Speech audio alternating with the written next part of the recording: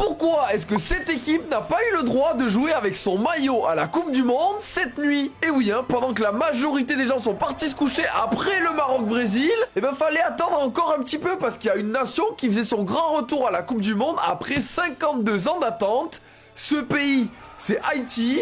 Et du coup, ils n'ont pas eu le droit de jouer avec leur maillot. Alors, qu'est-ce que c'est encore que cette histoire? Le mieux, c'est qu'on aille voir directement sur place. Mais juste avant, on a activé le mode Coupe du Monde. Donc surtout, oublie pas de t'abonner. Les Haïtiens, ça fait super plaisir de les revoir. Ça reste une petite nation, hein, quand on parle de foot, mais qui est quand même 84e du classement FIFA. Et qui, surtout, connaît un contexte super compliqué en ce moment. Sur l'île, hein, partagée avec la République dominicaine, la situation est décrite comme cataclysmique par certains médias. La crise politique ne faiblit pas depuis maintenant plus de 2 ans, et ça explique pourquoi la sélection n'a pas pu jouer le moindre match à domicile dans les qualifications pour la Coupe du Monde. Et malgré tout ce contexte qui joue en leur défaveur, ils ont réussi à se qualifier, et en plus ils ont sorti un gros match cette nuit face à l'Écosse. Mais juste avant le début du mondial, leur équipementier Saeta, qui est une marque colombienne que je connaissais pas, mais qui visiblement aime beaucoup l'IA.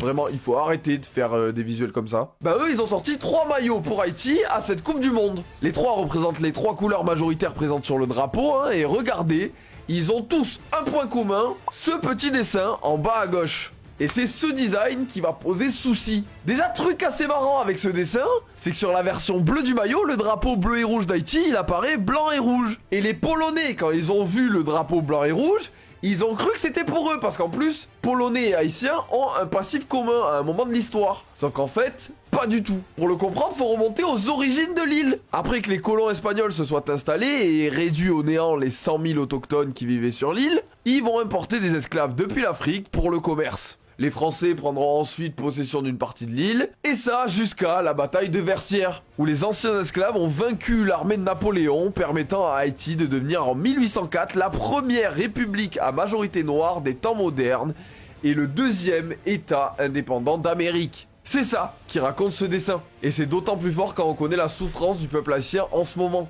Mais non du coup, hein, parce que la FIFA a estimé que c'était un message politique, donc interdiction de jouer avec ce maillot.